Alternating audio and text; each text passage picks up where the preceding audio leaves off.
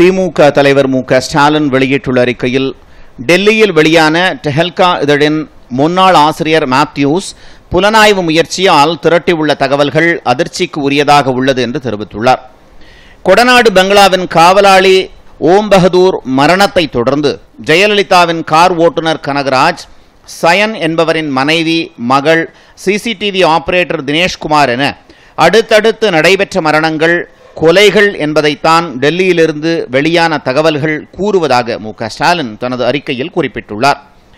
இந்த மரணங்கள் ஜெயலலிதாவின் பணம், சொத்துக்கள், ஆவணங்களை கைப்பற்றுவதற்காகவே நடந்துள்ளதோ என்ற சந்தேகம் எழுவதாக அவர் தெரிவித்துள்ளார்.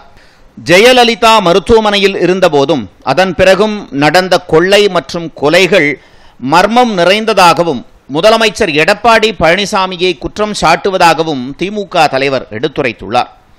பத்திரிகையாளர் மேத்யூ, சயன், வயலார், மனோஜ் ஆகியோர் அளித்த பேட்டிகள் குறித்து முதலமைச்சர் எடப்பாடி பழனிசாமி நாட்டு மக்களுக்கு உடனடியாக விளக்கம் சொல்ல வேண்டும் என்றும், மத்திய அரசும் இதனை அரசியலுக்கு பயன்படுத்திக் கொள்ள எண்ணாமல் சிபிஐ மூலம் விசாரணை நடத்த வேண்டும் என்றும் திமுக தலைவர் மு.க. ஸ்டாலின் வலியுறுத்தியுள்ளார்.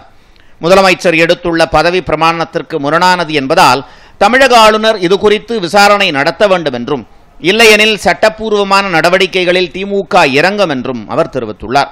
குற்றவாளிகளின் அரசு ஒரு நிமிடம் கூட பதவியில் நீடிக்க கூடாது என்றும் முதலமைச்சர் உடனடியாக பதவி விலக வேண்டும் என்றும் அவர் வலியுறுத்தியுள்ளார். நீதி தாமதமானால் கொலைகள், கொள்ளை மர்மங்கள் ஆழ புதைக்கப்பட்டுவிடும் என்று திமுக தலைவர் மு.க. ஸ்டாலின் எச்சரிக்கை விடுத்துள்ளார்.